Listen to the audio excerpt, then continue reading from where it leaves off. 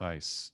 I get my black limo to come pick me up at my doorstep, and then What, I get an is Uber. it what do you call it? Tax returns for shares program? No, I'm just Yeah, pretty much. It's like what do you call Uber Black, whatever they call it.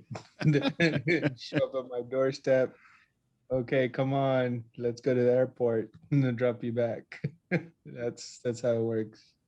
uh, so Leon, seeing that Mitt's going to be on for a short period of time, I think that's not a bad plan. That we just jump quickly in and I show kind of Yeah. my research on the buy strategy. So at least Mitt can see that, and we can keep talking about it over the week. So I've been working on this for the last like Yeah, I'll 2 or hop in 3 and hop days. off. I'll hop in and hop off during the Yeah, week, but Yeah. I'll be doing it from the hotel room. yeah. So So I want you to see this, Mitt, because I like to get your take on this too. So whenever we start, I want to make sure I'll jump into this, and I don't want to waste time on the Coinbase PowerPoint because that's something. If we have Q&A, I can jump back in and out. But Oh, Mick, can you send me the YouTube, the song? I don't have the song link. oh man, By go the way, ahead. it's recording, by the way. Like this whole Zoom has been recorded so far. We trimmed. That's okay. Welcome, people, to the Profit Makers weekend meetup. This topic is going to be about the Coinbase IPO, our research into it, what are our thoughts, and how we are going to trade this with a few different perspectives. Are you playing the song? No. Oh. Is that it? yeah, that's it.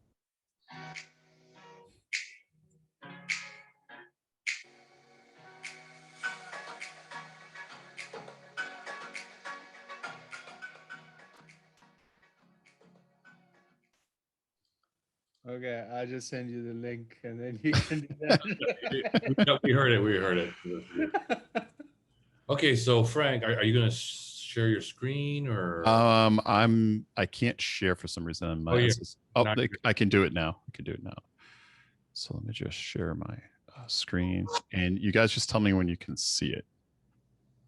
I see it. Okay, so good afternoon, everyone. Good morning, good night, good evening, wherever you are in the world. This is if you don't know me, I'm Frank Macretis, and what I have here is kind of my plan and research, and I'll explain the spreadsheet on how to approach this coin IPO for Coinbase, coin ticker COIN. So this IPO is taking place on April 14th, Wednesday of this week. And I did a whole bunch of different number. This is like my version like 5 or 6. This one's all cleaned up. I had a whole bunch of crazy numbers and data, but I try to simplify it the best I can. I'm going to kind of go over some ideas, and this is just if anyone has questions on like how much money and different tranches and stuff. I just kind of made this as like a template and stuff. So the way I'm approaching this is I'm kind of trying to think about, how do you actually approach purchasing and executing in an IPO? So there's a lot of school of thought of buying it on the first day. There's a lot of white papers out there and analysis that says that if you really want to participate in the IPO, you should wait till the 4th day. And actually, I pulled up some data and charts, and I don't have those in front of me now, but there's a whole bunch of analysis and white papers that say, after like the fourth or fifth day, that's when all the FOMO is out of the market, and that's usually when there's a dip. So this is just some numbers and things to think about as I start showing you some of the data here. So what I actually did is, here we have the total shares that are going to be offered. So this is going to be a direct listing. So those that don't know what a direct listing is, that means that all the shares will be presented that day. There's not going to be a lockout period, and there's not going to be a partner bank. So typically, if you work with a partner bank to execute the initial public offering, there is also sometimes like a 90-day lockout period where insiders and investors have the opportunity to dump their shares in the market at a later date. So with the direct listing, all the shares will be available for trade. So this is this is the amount of shares that will be out in the public market. So a lot of the numbers revolve around this. And then what I did is I just had $100 incremental share price that could potentially occur that day. I went on the low end, the high end, and then I calculated a market cap. And we're going to jump back to this, but this is kind of what I'm thinking, how much I would execute on day one based on where things would lie. And I'll give you some of the how can I say this, the justification around this. So what I actually did here below, and this is revenue and profit for 2021. So what I actually did here is I took the recently published, this just came out on a recent update to Coinbase's S1 for the Q1 revenue, which was unreal. So they had a $1.8 billion revenue with profit of around 765 million. So I came up with a conservative, bullish, and bearish projection on that.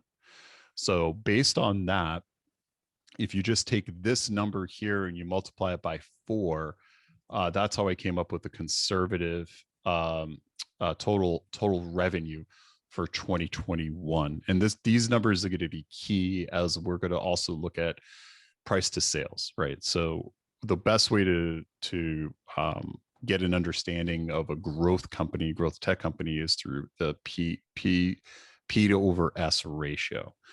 I did not do any P to E calculations. I only did P to S. So that was the metric that I used here in the calculation. I also projected the same on profit. On the bullish side, what I did here in the formula, if you look up here on the top, was an incremental growth. So 10%, 15%, 20% quarter over quarter. So about 10 to 20% growth quarter over quarter, just projecting that there'll be an increase in overall market cap in crypto, additional revenues from that standpoint, just to add some additional bullishness, not just taking this Q1 number and multiply it by 4. Then, and again, these are all arbitrary. And if you guys have any questions on these, or you think they're wrong, or we should change them, I'm okay with that. But I'm just giving you some arbitrary numbers I felt with. And then on the bearish side, I basically said, revenue will drop 20%. And I multiplied that by 3 and added to the Q1 because the Q1 revenues were locked in. So that's kind of my bearish case for 2021. And this could be that there could be a correction in the crypto markets. There could be some regulatory pressure. Bitcoin ETFs could start eating away at some of Coinbase's revenue. So anyways, that's just kind of what I'm thinking as a bearish case. And I'm open to change that. So based on that, these are the projected market caps. If anyone has questions on anything as I'm going through this, feel free to interrupt. I'm just kind of giving you an overview of what I did here. And then what I did is I took the P&S for a whole bunch of companies that I thought were relevant. And these are recent IPOs. So these are recent IPOs here. And this is their current P to S, not the P to S at the IPO. I didn't have enough time to get that. So the best thing I could find here is their current P to S. So if we wanted to backtrack what their IPO P to S was, that would be, I just knew we need more time in research, but this is more or less just to get a general picture and a general idea how to approach this IPO from a price construct in target. So that's kind of what I try to do here. So what I did is I threw some traditional companies here at the top. So you have Square, PayPal, Silvergate, and Intercontinental Exchange, or ICE. All of these have exposure to crypto. They either have some level of crypto offering. It's not their core offering, but they have exposure to it. And you can see here these P to S's are pretty small, but they're really, how can I say this? These are good legacy companies that have a pretty good stronghold. I mean, Silvergate Capital is a bank. ICE is Intercontinental Exchange. PayPal and Square have been around for a while. Then I put other derivative companies on here, like NVIDIA, Riot Blockchain, Marathon. I even put a couple NFT plays on here. Then I always put Tesla on there because that's usually a good bearing for good growth tech company. And then I added just another fintech that has had a lot of acceleration as of late, Bill.com. And this is just to give me some general understanding of how price to sales could look for these particular companies and how that can translate to market cap. So that's kind of what I put together here on this to give me some ranges. And you can see here the Riot and the Mara or Marathon Digital were kind of ridiculous. You know, they're in the 1 to like, you know, $6.5 trillion or $7 trillion, which is pretty insane. And then you have some really small ones here like ICE, which is down to like you know, 48 billion for market cap for Coinbase. So this is just giving you some general bearings. And then I have down here recent IPOs, and DoorDash is actually really low right now. If you look at the bearish side, it's only about 18 billion. If you take this PNS and you take that and multiply it by the conservative, bullish, and bearish case for Coinbase. So here you have, you know, range anywhere from, you know, 18 billion to a bullish case here as high as 424 for Snowflake. So, and if anyone has any other companies, I just didn't put them in here. I mean, I'd be happy to do an analysis of those as well. But this was just to give me an understanding of growth companies, price to sales, and what would be a good place to start for Coinbase based on their Q1 revenue and projections for the Q1 revenue. If I were, or anyone was considering jumping in on the Coinbase IPO. Does this all make sense? Does anyone have any questions on this so far? Is this over anyone's head, or we're all on the same page? Just want to make sure before I keep going. Making sense to me. Yeah. Anyone, if you have a question, just unmute, because by default you're muted, and ask away. All right. So based on that, I also did some numbers here looking at the crypto markets over the next so many years out to 2026. There are multiple articles that are saying you have a CAGR around 30%. So I took the current $2 trillion market cap and I, grew that out 30% year over year. And it's projecting down at 2026, somewhere around 7.5 trillion. So today, about 11% of all crypto goes through Coinbase. So that's about 220 billion in 2021 projected. If the market cap doesn't increase from here, I'm expecting the market cap to increase from today. I'm hoping it. If you're bullish on crypto, you would expect this market cap to increase. But I just kept it locked in at 2 trillion for 2021, just to keep it a little bit more conservative. So I also took a bearish case here. It's already 2.06 trillion. Oh, I'm sorry. I gotta update this. Mid, I have a rounding error. I'll take the mulligan on that. So I also took a bearish case here, assuming like only half that amount of crypto would flow through Coinbase moving forward. So I took out obviously 2021 because I don't see that going down 50% this year. So, this just showing you a bearish case moving forward with tons of competition eating away. But as you can see here, it's still a crazy amount of inflows flowing through Coinbase, even if you reduce this by 50%. So that made me feel pretty good. And that's assuming it only is a 30% year over year growth. Some people are thinking it's much higher. Some people think this thing could have a much larger exponential growth. So based on these numbers here and looking at these numbers here, I kind of started thinking about what would be a good place to start. And my target for Coinbase, where I think the fair market value is somewhere in this region here, somewhere between the 90 and 103 billion dollar market cap. So what I'm saying on day one, I just want to get a taste of this. And I would think anything, $800 or lower this is how much I would potentially buy of my position. And anything above this, it's no, it's a no for me, and I'll be in a holding pattern. And that's just based on what I see from everyone in this space, growth tech companies, derivative crypto blockchain companies, and other IPOs. And this is just a purchase tranche plan.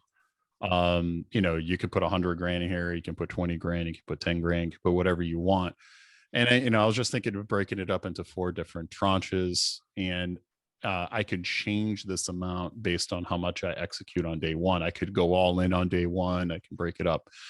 But this is my overall thoughts and plans, and why I have the numbers I have, my justification, and what I did, and what I was seeing in the marketplace, and a lot of the current numbers for Coinbase. So all right, that's my plan. That's my thoughts. And if anyone has any questions on that, let me know.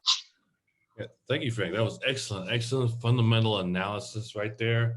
Before I get to my stuff, yeah, anyone have a question about this? Numbers or anything? Brandon, since you joined kind of late, we're talking about the Coinbase IPO, if that wasn't clear.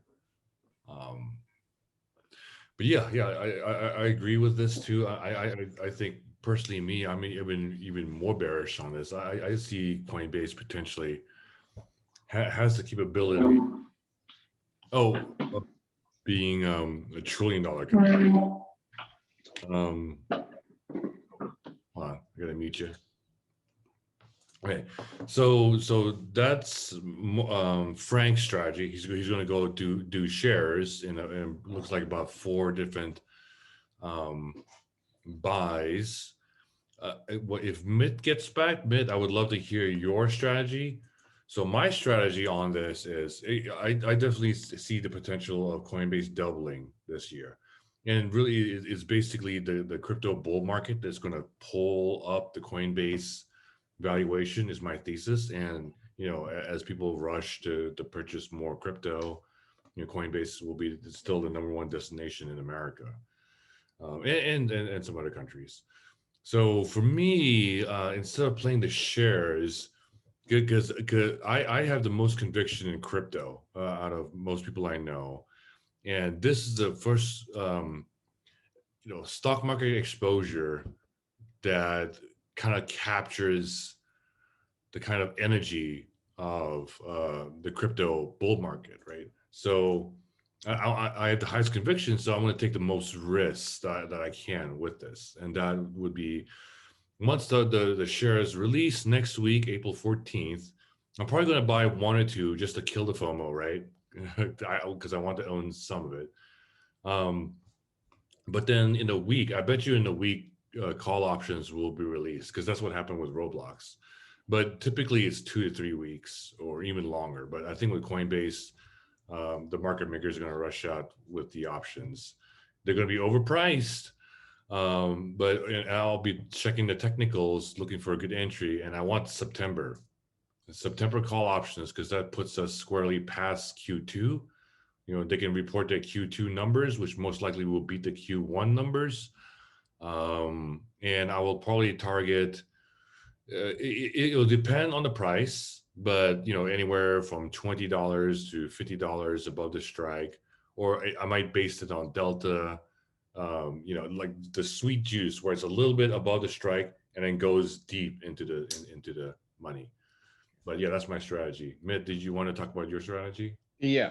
So what I plan to do is out of the money call, just buying an out of the money call. I think it's going to be expensive, which is fine.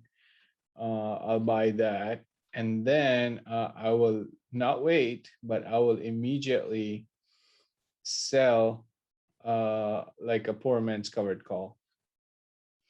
So the reason I'll do that is because the out of the money call will be pretty expensive at that time. And when I sell a poor man's covered call, which is I'm going to do an out of the money sell call, there's still going to be a lot of juice there. So pretty much the call will be further dated.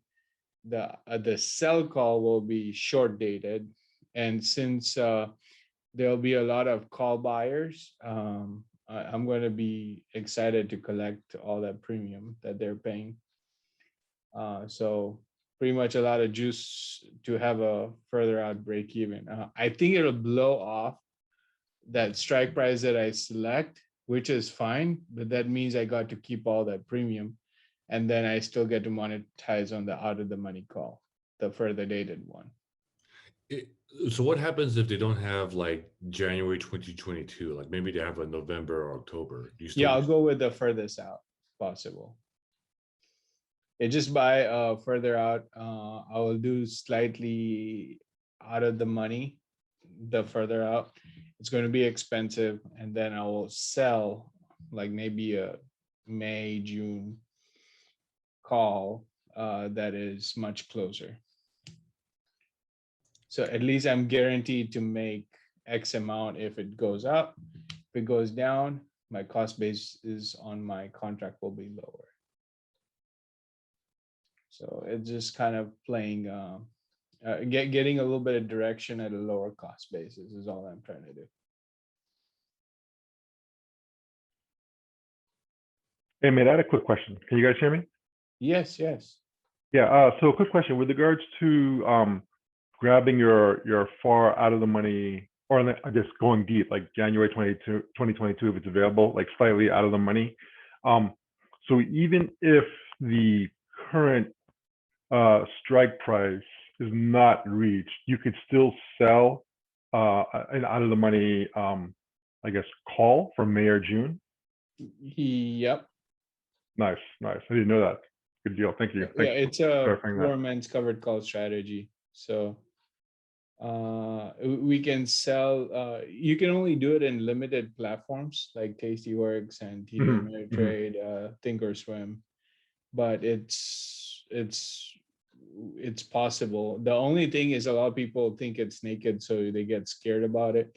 But there's nothing to be scared about, because if it goes up, the price goes up. That long call that you're buying further dated is making you money. And then while the short call is losing money, but the short call has more theta decay, which means that it'll decay faster than the longer one. Got it. And if it like skyrockets, you're a winner, but you're a winner with limited profit. That's all. Yes. Yeah. Gotcha. Yeah, or if it's about to skyrocket, you could actually roll out your May, June. Correct. Right. Gotcha. Okay. Yeah, you can roll out even further and keep rolling it out like 3-4 times, and then you call it quits after that, because they don't let you roll after 4. Well, it's not they don't let you roll. It's not they don't let you. It's just that you won't have enough juice to roll out anymore. Gotcha. Okay. Good to know. Guys, the derivative broke an all-time high. Coinbase on FTX is trading at $535.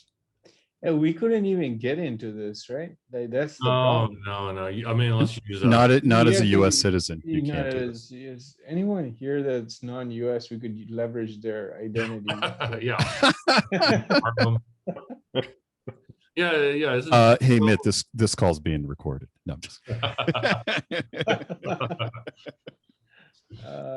nobody responded yes, so yeah, not into trouble. We are an entertainment channel. This is not financial advice. It is not financial advice. But yeah, look at this. Like, yeah, it's getting bought up. But interestingly, like this thing supposedly guarantees people like fractional shares. I have no idea how this is going to work, because it's like where do they transfer the fractional shares to? They must have a reserve of whatever the IPO shares was with some. But they've already got a pre-IPO contract already. Exactly, and they're locked. Those are locked in, and then that's how this derivative gets sent out. Yeah, if they open up lower, like this will automatically adjust downwards, right, or something like that. See, I was already prepping for Coinbase to be 600, but yeah, like Frank said, when we could see 800 day one. I wouldn't be surprised if it shoots up to $1,200 on day one. Do not be shocked. That FOMO. Yeah, or even 15. So, Wow, that's pretty I wild. mean, I think there's so much hype and excitement and FOMO around this that I mean, definitely do not buy it in the first hour. every Just chart. put all your money in, right? Like just buy the stuff, just put all Yeah. your money in. If there's hype and excitement, you can make money in 15, 20 minutes and you're done. Yeah, every chart shows that. I mean, if you're looking to buy and hold, if you're looking to day trade this could end up being like a swing trader, day trader's dream. My yeah. my humble opinion is if you're getting in Coinbase in the beginning, you're day trading or swing trading it. If you're getting in for the long term, you'll have opportunities to get in at a later time through options strategies. Because like I personally think like the options won't be ready until like a week or a week and a half. It won't be available on day one. Yeah. Is there any type of notification for that, like the ETA date for options? Like, does Tastyworks send out any type of notification or anything like that? No, they don't notify. We keep checking. Like someone is checking, and then someone catches it. I'd say what they do is once they see a huge volume, and they have enough data. I think it is done by, if I'm not mistaken, it's done by the options. There's a council. What they do is they first make sure they got enough volatility, they got enough data, enough stock buys. And once that is identified, then they release it either like second week, or they release it like 3 weeks from then. Like they wait to see they have enough data to price the contracts right. So, and normally they make a mistake, they underprice it or they overprice it sometimes, and then eventually the market adjusts the contract price.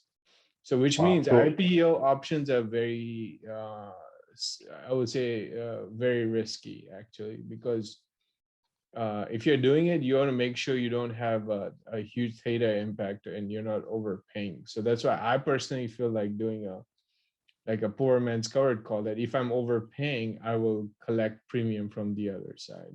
Mm-hmm. Yeah, I think that makes sense. And then, so when you were mentioning that you're constantly checking, is that a matter of like, say market opens 9:30 Eastern, is that the only time the option chain would actually become visible on Tastyworks? Not even during pre-market hours, it won't show up. Correct. And actually, you will also see like online posts that I can bet you like Coinbase, since it's popular, people will post articles. Now you can trade Coinbase options, and it's not Tastyworks making it available. It is, if it's already being traded, then Tastyworks will always follow when it gets listed. So, but you can't see it until 9:30 Eastern. Yeah. Right, got it. Yeah.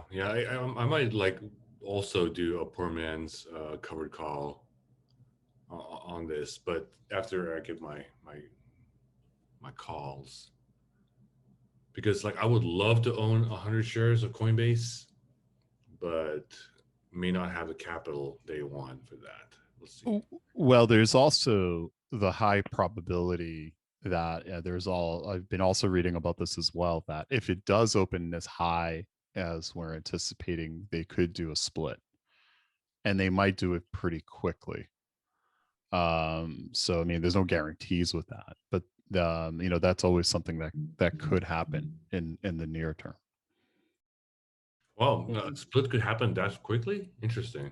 Yes, that's that, because the stock, the valuation, and the growth of the company has been so hot. They did their S1 filing, so everything was locked in.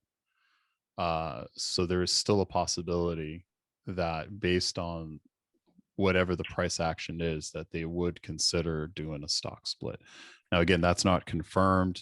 There's just rumors talking about that online. but that could make sense if this thing blasts out at $1,000 to $1,200 to $1,500.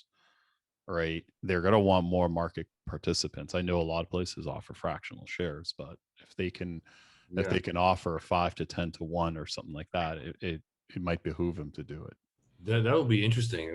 I might, if that is a possibility, I might buy more than 2 shares that first week.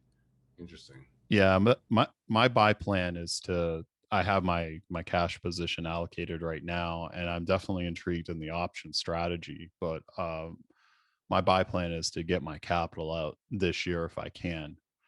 So if it does 2x, I plan on taking all my capital out, and if I can trade the options, I'm going to follow you guys in the meantime. Oh yeah. I also plan to exit this year. Like and depending on how crypto does, by the end of the year, that may allow me to, own longer term positions in Coinbase. But I definitely, whatever strategies I implement that first month, I do want to close within like 3 to 4, 5 months possibly. Yeah, the only other short-term risk is they are front-running this IPO prior to a potential Bitcoin ETF being released. So that is something to take into consideration. So the clock for the Bitcoin ETF could be a couple weeks after this IPO. So I don't know what that effect is going to be on Coinbase. So on the price action of Coinbase, I would assume institutions and investors would want to get exposure to the Bitcoin ETF. Now, is there enough money out there? Sure, right? You have all this NFT publicly traded companies. We have Riot, we have Square, you got PayPal, all these people looking for derivative investments, right? So that doesn't mean they're going to dump Coinbase and buy a Bitcoin ETF, but it's something to consider that the timing of this is somewhere around that ETF being coming out when I was looking at the calendar. So it's just something else to take into consideration.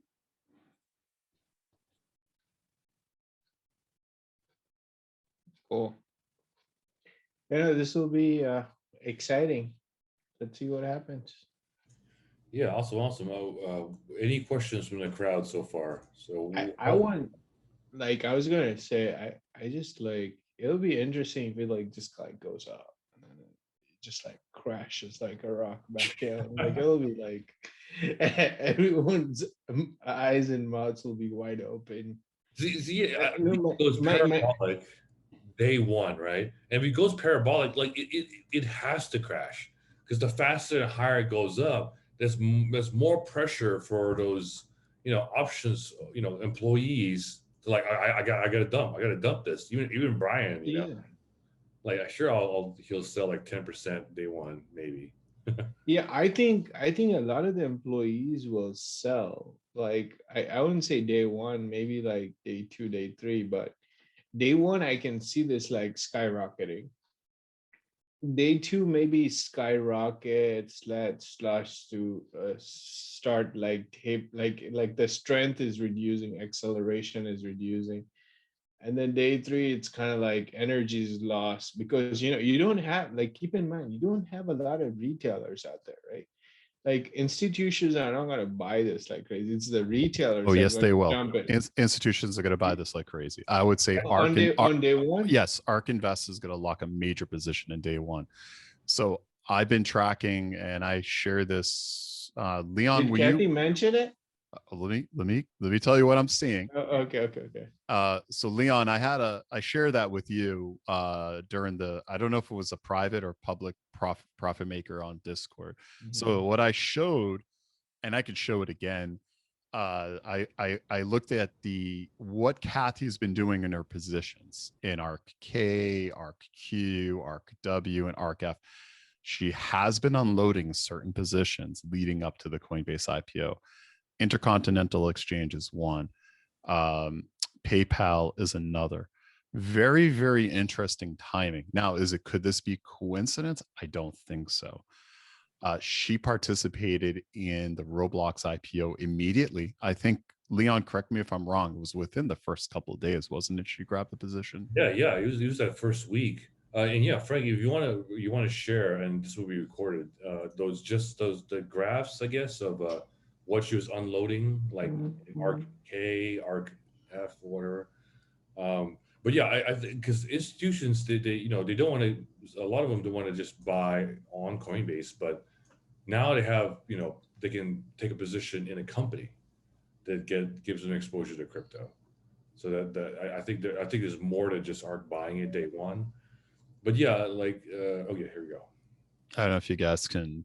This is the graphic I like using. Kind of tells me what's going on. So here, admit this is the one that was the most telling for me. Check out what she's been doing with PayPal. Yeah. Yep. And this is pretty interesting timing.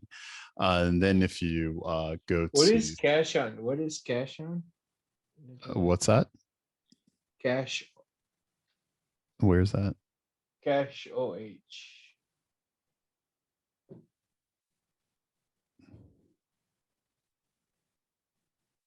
I don't know. I don't see that. You're almost there. Oh, this Yeah. cash on hand's been increasing. Yeah. She just started loading that up. Yes. So she's been loading up cash. Yes. So that was the other thing. Yeah. So she's unloading certain positions. She's been slowly unloading ICE. Don't go by this. This is also because the price of ICE has been going down as she's been unloading it. This is just a weighted chart. She's been dumping certain specific positions in her portfolio to make room for, and that's unlike her to have this much cash on hand. If you look at her accounts traditionally, she does do this when she does make moves. She'll dump positions and then she'll jump into position. So right now you can see she's building it up, and you can see the same thing in her F funds. She has been unloading which positions here. Yeah, certain positions. She has been, some of them are more dominant than others. Cash on hand's been going up, as you can see there, popping up, not that much, but she has been making moves on all her accounts. So I don't know which account she's going to get Coinbase in first, but it might be ARC K. And it could be also ARC W, because this is where she's got her GBDC. She'll put it on the space stock, Frank. Yeah, she probably. ARC X. But it is interesting that you're seeing definitely some movement, recent movement in her funds that is pointing towards potentially her getting a position in Coinbase. So I would assume right now everything's pointing probably towards the ARC K fund, that she might start with a Coinbase position, and who knows, she might expand beyond that. But it's just, anyways, it could just be coincidence. I have no idea, but if she did it with Roblox, I think she'll do it with Coinbase. Yep. Yeah, it's pretty fair. I think it's exciting. Cool. Any questions from the crowd? Looks like we have 18 people on. A question: are you guys going to participate in Coinbase? You could use the reaction emoji, and you can do that, like a thumbs up. I have a question, guys, for you. This Coinbase, I don't even see in my IBKR. You don't see what? I don't see my broker, Interactive Broker site. Oh yeah, you're with the client. This is a joke, by the way. Yeah, you're with the wrong broker. That's why you don't see it. We've already bought it, and we're already enjoying the Coinbase stock. I already dumped mine for profit. Yeah. Yeah, I made double. Okay. Yeah, So it's maybe an IPO, cool one, so nobody can see it. We're just planning ahead. Yeah. April 14th. It's next Wednesday. Next Wednesday. So how You you got had to pull that. Mitch, you had to pull that one on him, huh? No, but how do you guys see that chart in coin CBSE chart going up and down? Oh, that is the after It's a you call it derivative. the shady. It's called the shady market of buying Coinbase. It's a like you non-US holders cannot buy that. So it is Okay. outside US. So this is the story behind that FTX Coinbase chart is some investor went out and decided to get a pre-IPO large pool, right? Okay. And then they did an IPO through a crypto on Coinbase. So now literally he dumped all his holdings there. And now this is kind of like the pseudo Coinbase. It's not the real Coinbase. So this is how they're trading Coinbase in the non-IPO environment. So when do you guys expecting this gonna hit the market next month? Wednesday. April. Wednesday. Oh, Wednesday. And what's your plan? You were saying something you're going to plan against a theta, selling a put or selling a call against. So Wednesday, let's repeat this again. Wednesday when it launches, your only thing you can do is shares. They won't release the options day one. Okay. Okay. They may release the options a week later at the earliest, or they will do it 3 weeks. So interesting enough, Roblox, they released it in a week. So that's why we're assuming a week. Okay. And once they release it, that's when we can do a poor man's covered call. But if they do not release it, the only choice you have is accumulate shares. Okay. And there's no strategy there. That is just like pump and ride the train. But what we expecting the price range in the beginning? $1,500. Okay. We can't even. I can't even. And if it goes to 1,500, 2,000 maybe. Oh. Then what options left for the small account like me? Like no. So there isn't anything like small accounts, but it just means you can just buy the shares. Like you can buy one share for by fractional. Oh, by fractional. Okay. Yeah, you can buy fractional too, right? So and wait for the options to release, right? Yes. Let's quickly review because we have 3 different strategies here. So Frank, he's buying shares in 4 different batches, right? Maybe the 100K to 25, 25, 25, 25. Mid, he's going to do a poor man's covered call once the options are out. Me, I'm going to do that too, but I'm also doing a little bit more riskier strategy because I have the highest conviction in this. Is once the options come out in a week or 2, I'm going to September. I'm buying, depending on the price, $20 to $50 above the strike, or it might base it on delta instead. But it just depends on what the chart looks like at the time and what the price is. It'll be different if it's 600 or 800. But because I want to buy it further out, if it's 800, 850 or 900, and then I watch it go into the money. That's my strategy. I have a question. Yeah. What, like, if everybody's investing on a Coinbase, do you think the market will crash because all the money is like, they sell like Tesla share or the other kind of share? Yeah. That is a possibility, but that's what's Wall Street Bets doing? You think they're all going to jump in on Coinbase and dump GME and all that stuff they've been doing all along? The smart ones would. Let me. That's good. I actually have not been looking at Wall Street Bets for Coinbase news. Let me go there right now. Yeah. So while Leon's pulling that up, so Mid, another thing to consider is the insiders at Coinbase are obviously passionate or have been involved in crypto for quite some time. And I'll let Leon challenge what I'm about to say. A lot of crypto investors are hodlers. So they have less of an appetite to dump and run as opposed to hodl for the long term.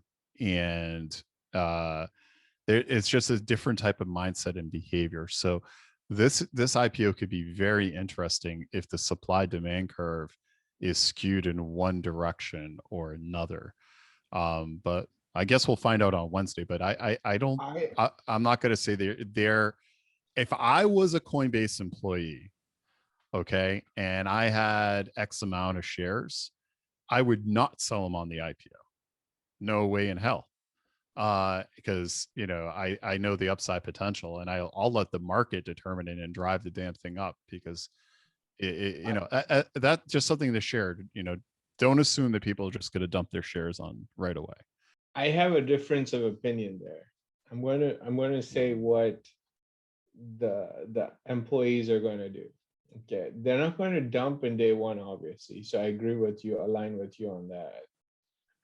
The only thing is in the interim short term, which could be month or 2 months, whenever they totally dump, is I think they're going to dump their shares for crypto. They're going to directly buy like crypto coins with the money they have made out of Coinbase. I have a strong feeling that they would do that. They would not hang on to the shares. I could be wrong, but that's just a thought. Like if I were as an influencer, I would tell all the employees, why are you owning Coinbase? You can own your Bitcoin or Ethereum and make a lot of money there. And Coinbase is just the transactional exchange. So Yeah, we'll see. I mean, it all depends on what percentage, right? Because you got some employees will do it that way. Some might. I mean, if I was an employee, I wouldn't even consider selling until Q4 of this year. But yeah, no, those are good points. We'll find out. I can't wait. Can't wait for this week to start. yeah, it'll be exciting. Unfortunately, I don't get to see all the action because I'm not. But With what the future says. yeah, what's the future? The future is always bright, Dixit. The future is always bright.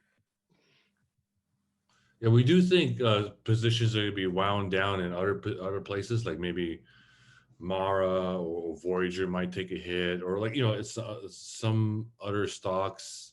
Well, they already saw their corrections and recovery already, but that doesn't mean there won't be more pressure leading up to it. They did get a lot of selling pressure last week. Now, another thing is the macro, like you're talking about, Leon. I think the markets might be very rocky this week. The SPY is definitely in overextended territory. So it could be a situation where all the stars are aligned. If someone's looking to get in the IPO, if the market's crashing, who knows? But you know, the SPY is definitely at the upper end of its channel, and it blew the top off. So I don't know. I think it's good. This is definitely going to be an interesting week for Coinbase IPO. Yep. Cool. Well, if this might be a short meetup, because is there any other questions about how this IPO, I mean, this direct listing next week, Coinbase or crypto in general? I just wanted to share that I'm now at this point in this next few weeks, I'm at a phase where I am trading like a worker bee, which means those who are working and have mixed lives where they're working and trading at the same time. They will see me in the same boat. So when I get in a trade, it'll be something that will be more long-term based and not touching that for like months or weeks kind of thing. So, and by the way, although I haven't posted any closing trades or anything, that doesn't mean that I am not like trading. I have made that commitment that anything I open and close will be listed in one of those channels. So right now my account is where it is right now. And I think it was funny because like I chose not to get into new positions. I made $800 one day, 1,000 another, 2,000 another day. So it's just the current positions of 20 trades that we have has been doing amazing. It just put the account back into a significant gain. So I'm going to disclose when I close it, and I'll disclose when I get into a new position. Cool. But volume will be low from my side. Okay, I guess with that, that looks like there's Hey, Hitesh. I have a- what's going on? Hey, what's going on? Not much. What you up to lately? Haven't talked to you in a while. Nothing much, man. Just been busy still. I'm still holding Microvast and Roblox. Planning to buy Coinbase this Wednesday. What else am I looking at? I was looking at SOS. Unfortunately, I missed the bottom on SOS, and now it's rebounded a bit. SOS was on the prints, on the unusual activity long time ago. I remember there was a lot of loading up going on. Yeah, it's Mara. Somebody hit 5,300%. I saw that late, but I wasn't really following Mara. I guess everything crypto wise, my Ethereum's doing good. I'm up 50% on that. I think like 5,000. But I'm mainly holding these positions. Tuscan Holdings, the Microvast. We got a vote coming up April 28th. So that vote is gonna add for extending the deadline for the merger until July. So I'm kind of like screwed in terms of holding long term, but as long as that vote gets approved, I think we should be good. And yeah, once that goes through, we're hoping for a big upside. Remember when I bought Playboy? I think me, you, and somebody else was on the call. We were joking about it. Dude, Playboy, I remember buying it at $10. It's at 25 right now. I should have held on. I sold it at 17, 18. What? Yeah. Do anything with Nice. No, I was doing shares for all those because Playboy came out as a SPAC. Yeah. Microvast, I have 1,000 shares, 7 options, and 300 warrants. So I'm holding a pretty big position in that. Roblox, I'm just holding 100 shares still. I bought it at like 63, I think. Roblox, I think is going to do good, especially over the summer with earnings because kids are going to be up at home playing the game, right? So I like the way the specs have started, like they dipped significantly and now they're starting to take back up, right? Like specs are now starting to gain traction. In my opinion, if anyone's thinking specs, these are like, you have to be willing to hold them long term. If you're the type of person that'll get squeezed out of specs, then you're just making unwise decisions for your portfolio. So if you're if you've like narrowed down on a few specs and you've done some diligence and you're in it and it takes a beating, it's only because they were getting squeezed down significantly by and let's put it this way, Wall Street hates specs.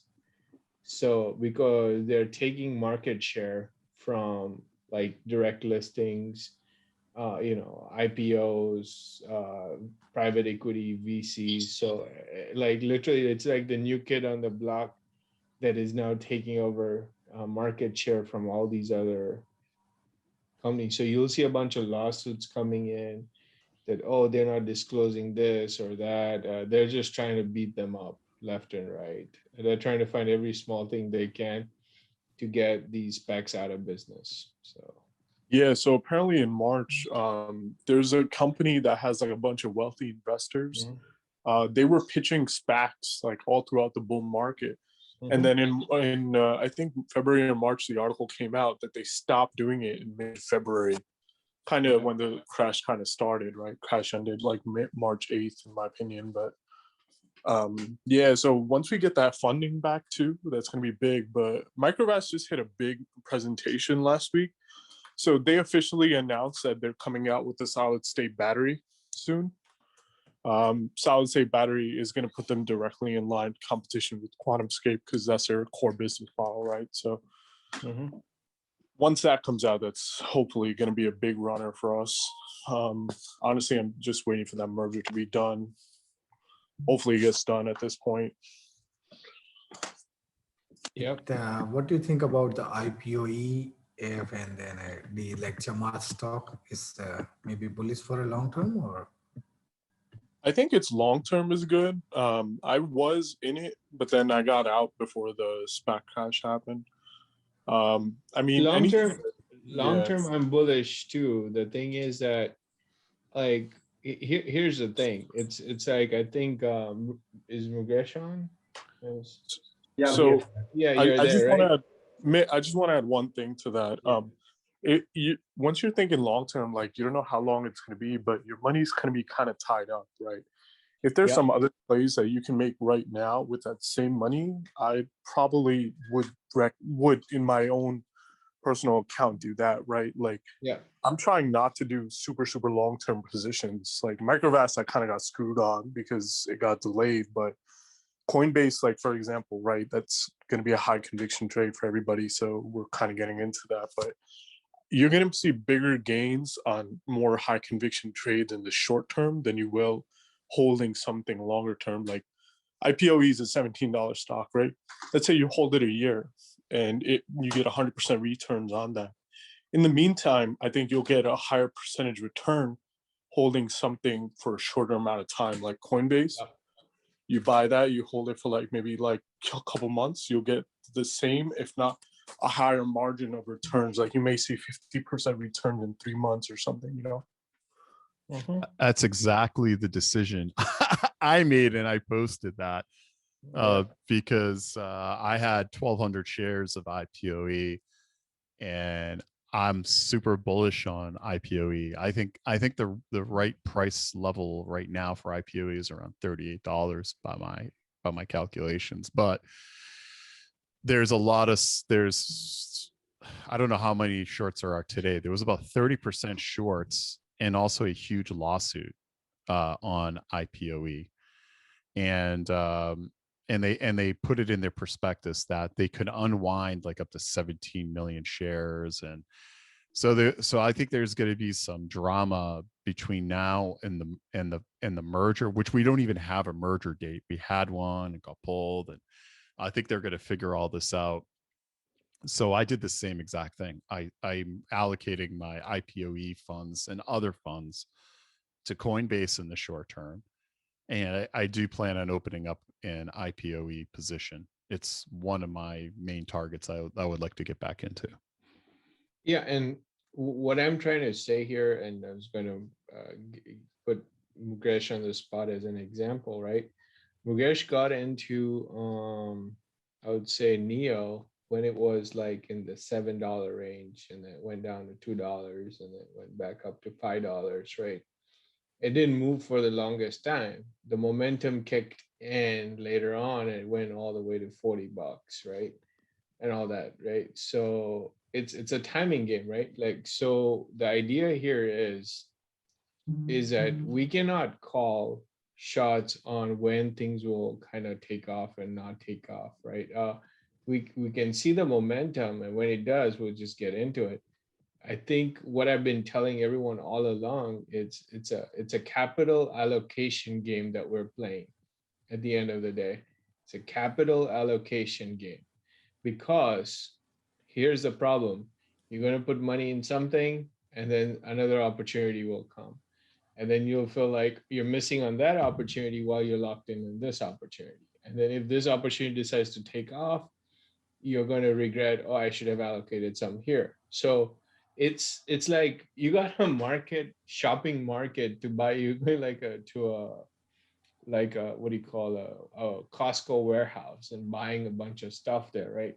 You can only pick and choose what to buy. You cannot buy the entire warehouse, every single product, right? You'll have to give up on something and get into something, right? I'm of the opinion that if I have conviction in something, I'm going to buy and hold those. I'm not going to switch them out, and I'm going to keep some room for a Coinbase as well.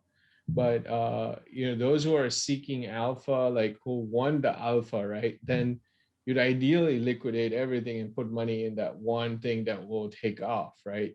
And I'm not that type of personality. I'm different.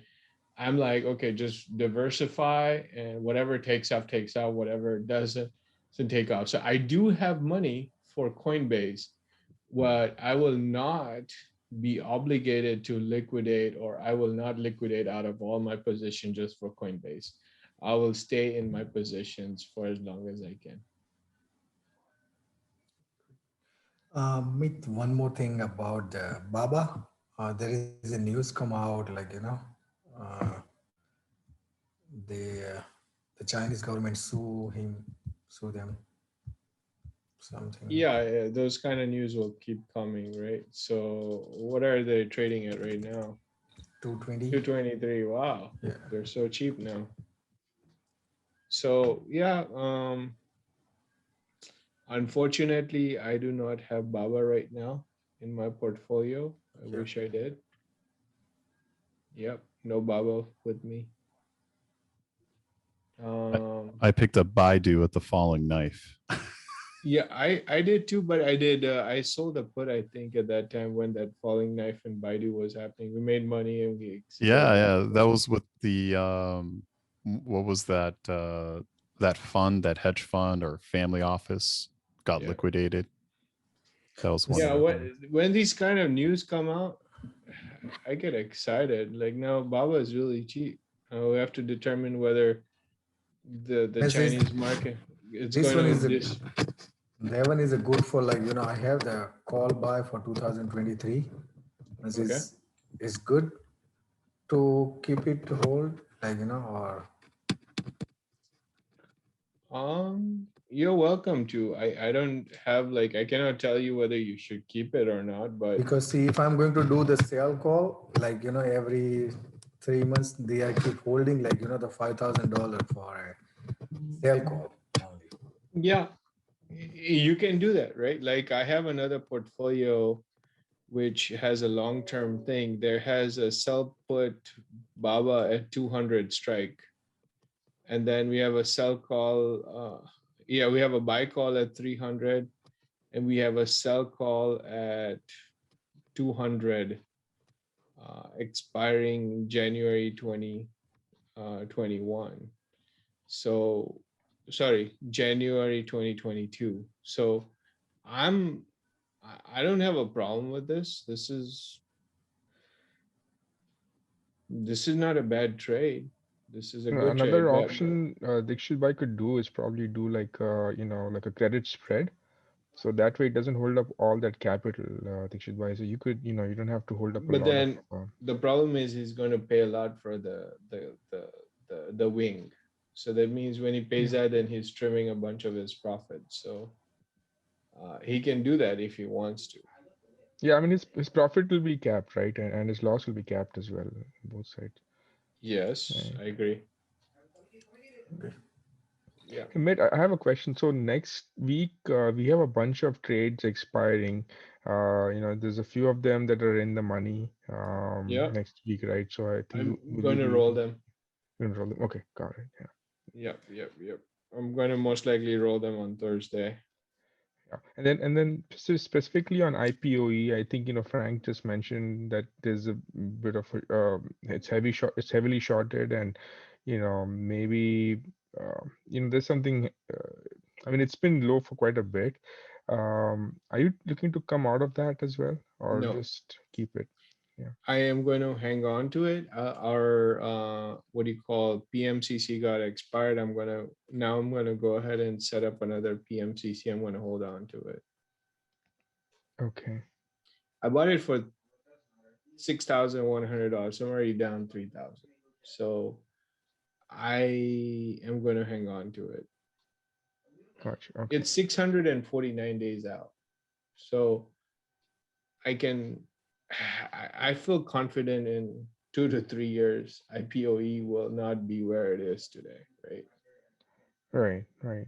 I would So- agree with that, Mitt. Yeah. So my Again, my call, I explained everything I did and why I did, Yeah. and mine was it's a very short term thing where I want to let the drama play out. It was a risk reward thing for me. I'm still extremely bullish on it. So if anyone decides to hold on to it and you're in it for the long term, I don't think that's a bad decision. I just wanted to have more dry powder deployed to Coinbase in the short term. Yeah. And I think that's a fair decision. I'm just the type of person that once I've allocated, I don't go back and start liquidating and then go back in and then buy something else and then go back in. The only reason I don't do that because it's hard for me to keep a track of which one are good companies that I put on my good list and I had high conviction on. And then what will happen to me, and it has happened to me in the past, is I'll come and it's like, oh yeah, I wish I kept my original IPOE position. I would have become a millionaire or something like on that position. Like stuff like that. Like I think Rugesh went through that experience, right? Like you tell me, right?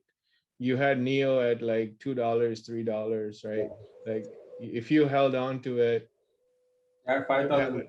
Yeah. yeah, 5,000. you wouldn't have had to even trade anything in your entire life. You'd have been like done. That's it. But I'm not saying that we're going to be done not trading. I'm just saying that I'm not going to like go in, go out, go in, go out. I'm not going to do that. It is only meant for those who are limited on capital and they want to allocate everything to a certain Amit, company and not the other. question on this one. Like it's in NASDAQ, right? Looks like it's overextended already, like almost 14,000. But versus some of the growth stocks has been trimmed 50%, right? Now, let's say if Nasdaq hit again, right, goes down again, then what will happen to those growth stocks? It will be Yeah, again. they'll be impacted again. But here's what we're doing, right? Like just last week, I had a bunch of my PMCCs expire. Okay. So if I had all my PMCCs expire, right? Now I have an opportunity to go back and lock and load them back up again, right? So what am I doing when I'm doing the PMCCs? If it goes down, I'm lowering my cost basis. So that's the whole idea, right? That's the whole game. Like I would say the one that expired was Tesla. I had a Tesla long position. It expired last week. Now I'm going to set up another sell call in Tesla while I have a long call in September. So I'll keep doing it and keep lowering my cost basis. Now then I don't care about what NASDAQ is doing because NASDAQ will pull things down. My sell call will start making money. So it's kind of like a game we're playing. It's like, But don't you? So I understood the sell call strategy, but don't you yeah. want to get into like buying when it is so cheap? Right now it's already cheap, right? And if it goes further cheap, don't you want to hold the stocks, or I mean, or you still want to? No, we are holding the long-term contracts, right? I have 700, what do you call it? September 17, 159 days out.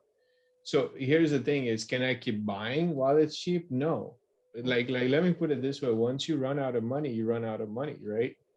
So then you have to make sure you're making wise decisions. Otherwise, you're going to be doing something where you will be closing out a bunch of positions to get into another big position, right?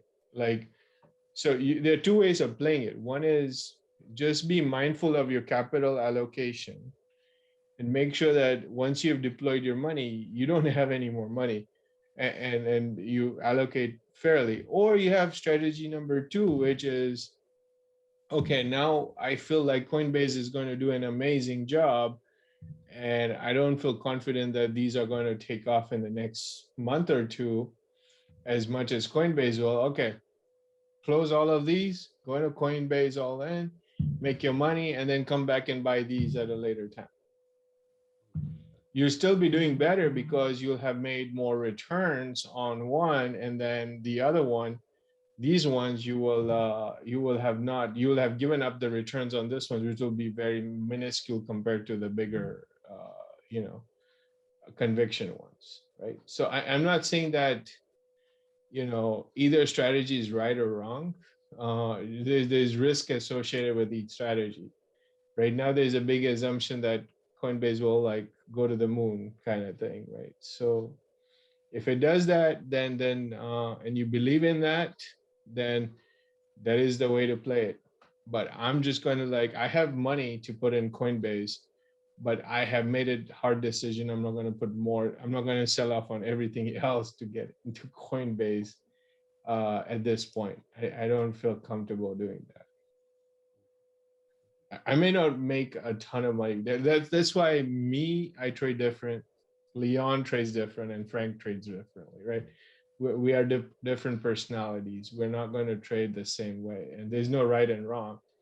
You know, maybe Leon can make more than I will, or I will make less because I did this, and I'm going to say, oh, I wish I did what Leon did, or I wish what Frank did was the right thing, right? We'll all go in our own ways, and we'll still all win, but we'll have different scales of winning, right? It's not going to be the same. Exactly. And as you know, I think through every trade I make a lot, and I can as their approach to a trade. And I don't like selling anything I have high conviction in, unless there's certain catalysts. And catalysts are the things that drive stock prices. So you have earnings, you have news, announcements, and those are the types of things. And those are all catalysts that move price action on a particular share. Yeah. So those are the things that really, obviously fundamental research, all that stuff, but catalysts at the end of the day move price action along with the macros for certain stocks. Yep. It's like everyone's talking Coinbase that will also pump it. And here's the other thing. I think Vernon asked you a question, right? Would get into VIH as a Coinbase alternative. Yeah, you can do that. But the thing is, will it have a strong ROI? I don't think so, because anyone that's even in VIH may say, oh, Coinbase is the new shiny object, and everyone will jump into that, right? So you'll be in VIH making maybe 2, 3, 5% returns or 10% returns, while Coinbase may just like skyrocket 10, 25% potentially. So yeah, it is a good alternative. I actually like the valuation of VIH, the backed exchange. I like it compared to Coinbase, but it's like saying like Tesla is expensive, but then Tesla's price keeps going higher. Can you justify it? Yes, you can justify it just based on momentum. That's it. Are you guys already in it? Like using like some of the early IPOs, or like? No, we can't go in it because we're US folks, right? So. Oh no, like I was wondering, like how SoFi unlocked it. There's like other places that I don't know. SoFi can let you do other IPOs, but I'm not sure if it actually had this one. No. They won't. The IPOs will be IPOs. That you cannot do like a pre IPO unless you do it through FTX. So we're helpless. That's why I said that if there's anyone here. So let me answer that question. So yes, Coinbase and Robinhood and others allow you to participate in a pre-IPO. Those IPOs are not direct listings. Those are with a bank sponsor. And that is only if SoFi is working with the bank sponsor. Let's say it's Morgan Stanley or some other large bank, Goldman Sachs. That's usually what people would call their traditional IPO route, where Mitt was alluding to earlier, where they're competing with SPACs over, right? And they don't want to lose that business. So the only time, and Mitt's correct, like if SoFi would not have exposure to Coinbase because it's a direct listing. So only when it's a bank sponsored IPO and SoFi is participating in that, or Robinhood or any others, then there will be an allocation of shares available to their investors. And I think it's going to end up being first come, first serve, how much money you have in your account. I don't know what formula they're going to use, but I don't know, Mitt, if you know anything more about that. No, yeah, I that's what I'm trying to say is that those are, I think a good example is back in the day, E-Trade used to do a bunch of this when IPOs used to come out. Yep. You could buy some of these shares in advance from E-Trade if you had X volume of money or something like that. They would put you on their good list or something, and they would give you the opportunity to get in earlier. but that's all IPO, traditional IPO. I don't think we're doing that anymore. Like most of these new companies that come out are direct listings. So if you're thinking that Coinbase, you'll have early access in SoFi and all that, the answer is no. Everyone gets the same access to buy when the market opens, when it opens up for sale. Occasionally, these like you'll be able to buy it out of every exchange. It's just that their display UI features will not show up immediately. Like in Roblox, we couldn't like see Roblox on the platform, but I was able to buy Roblox and Tastyworks just because the backend exchange let me buy it. So the backend exchange will let us buy it out of any platform, but it will be all around the same time frame. Not like there's no advanced buying. Yeah, so some exchanges, and I don't know Mitt about direct listings, allow you to put limit orders, I believe the day before earliest and the day of. That's the only, I think that's going to be the earliest if you can get into this. And I don't think there's anything else, Mitt, to your point, that you're going to be able to do. Yeah, and Tastyworks, I put a limit order for $66 on Roblox, even though it wasn't showing up, and I got a fill on it. I think Leon got a fill too when it launched. Like I think it was like 10 minutes or 5 minutes after it launched or something like that. So we got in that way.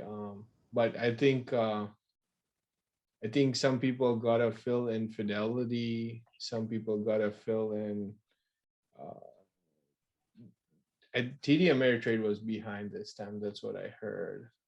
Yeah, I got it on Fidelity. I put in my order the morning of. Yeah, the morning of. Fidelity was on top of it, actually. Fidelity was number one.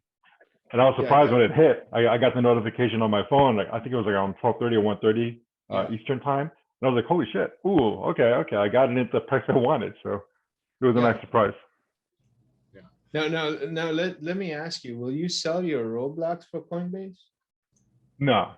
I have a whole set of I guess funds on the side just for Coinbase. I'm holding on to my Fidelity account is all about long term. I hold on to that stuff forever. Tastyworks, Robinhood, that's all stuff I'm like in and out. Coinbase being one of them on the Tastyworks side is my plan. Yep.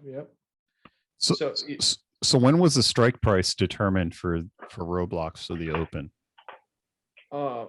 We don't know what it was, but we just saw it on the charts. It was like 64, 65 when it opened. So when we saw that 64 number, I just put in a 66 just to see if I got a fill, and I got a fill. I think I should have done a 64.50 or a 65. I think I would have got a fill at that level too. But, hey man, 66 on that's a great price. Well, we saw 66 again after the IPO. So just FYI, like I don't know if that can happen to Coinbase, but let's see. I think the volume's going to be on another level for Coinbase. Yeah, it's amplified. I think we saw 66. I think a week and a half, 2 weeks after. But the good thing was we already engaged in our, like these poor man's covered call strategy where our cost basis kept going down and down and down. So we were fortunate with the strategies we put in place for Roblox after the options got released. Yeah, I think the Coinbase, think of Roblox times 10 plus institutions buying this, and everyone in crypto. I'm surprised that institutions will jump in on day one, but that would be interesting. On Coinbase? Coinbase. Oh, absolutely. 100%. Everyone's looking for crypto exposure. I gotta put $50,000 in it then.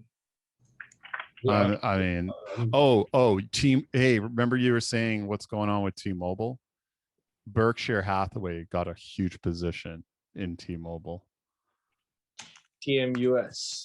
Can you imagine? He increased his position by 117%, and he increased Verizon by 151%. So Warren Buffett knows something with those stocks. I had Sprint and I had T-Mobile. If I'm not mistaken, back in the day, I was going through my Yahoo charts, whatever, 2007, 2008. I had bought these at like $20. I'm just like going back and like reflecting, like if I kept all my positions, I would have $5 million. I would have had $5 million. We just get excited about things in life in general. We run on the hype. We may outpace for sure, but it's just interesting that when I do a little bit of back reflection, like if I hung on to certain positions, would have been better off. I think I'm starting to like the strategy of poor man's covered call. It has been very, very lucrative. It's like giving me that good night's sleep. Like it's making me like, just in case this thing doesn't take off, I'm going to get paid and I'll reduce my cost basis, which most people won't. They will be bleeding, and while I'll be having a cheaper cost basis than everyone, right? Like it just feels good having that type of option. Do you need the your 100 hands. shares to do that? Yes, yes. Oh, okay. Oh, so most of my positions, I should be able to do Yeah, that and live off that strategy. Okay. Yeah, it takes the guesswork out of the equation, right? Like you don't have to guess, okay, will it go here? You'll like collect enough money to lower your cost basis while it's just like stalling there or going down, right? So you're getting paid for that. I'll add something. This is unlikely, but if Coinbase is in the 500s on day one, I'll probably buy 100 shares.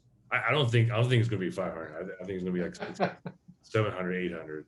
But if that possibility happens, see, you kind of need a strategy for what happens. Go all in, Leon. Jump right in.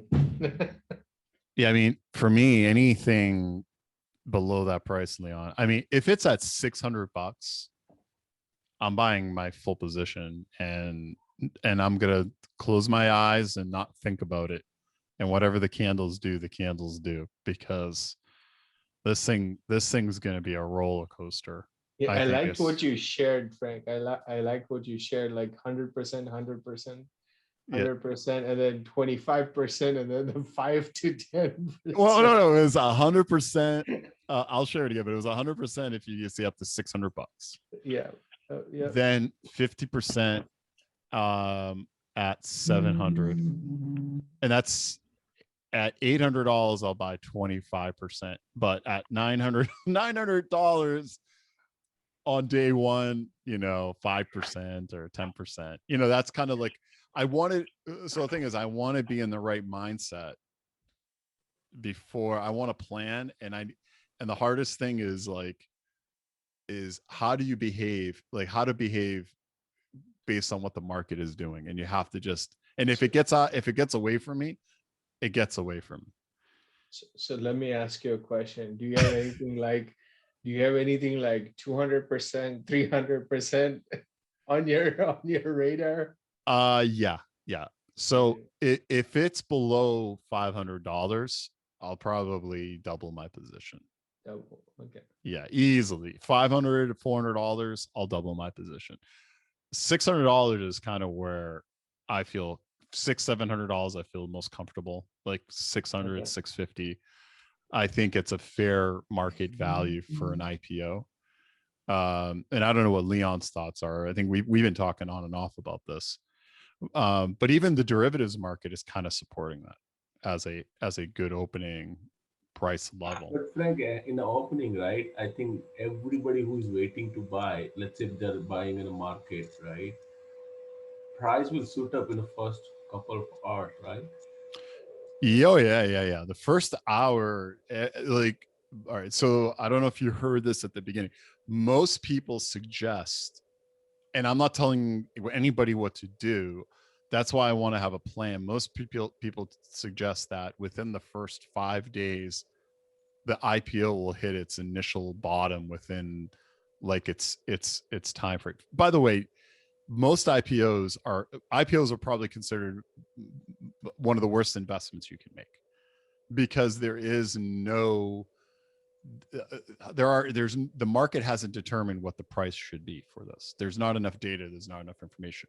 So it is the biggest roulette investment you can possibly make in the stock market is investing in an IPO. There's no floor, there's no ceiling, there's nothing. It's a complete gamble. So that's why I'm putting my plan and this approach together. And I've looked at the plan you put, right, Frank? 25%, 25%, and all that, right?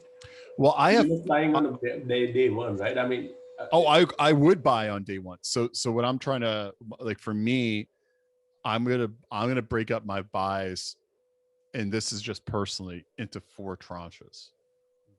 And you can do it in 1 tranche. You can do it in 10 tranches. You can do it. And I look at it, this is my ammunition, right? So for me, this is an investment. I want to make money, right? And I want to approach it in a logical way. But to Mitt's point, Mitt asked the question, would you increase your position, what you initially planned? I probably would. If this thing gets below $500 or $400, I would probably increase my position. All in. 400 bucks. I'll push all the chips on. I'll sell Roblox. I'll sell everything. But here's the thing: is that you see the challenge is that if someone comes out and convinces people that the market cap is too high, I don't care what they say, because I've done no. Okay. At this point, I don't care what Motley idiots do, or seeking alpha, beta, gamma, or any of these clowns, right? I've been working on this damn thing for the last couple of weeks. I have, so we pulled up, we looked at what really good solid companies have for price to sales, right? We looked at together what crypto derivative companies have. We even looked at recent IPOs, right? So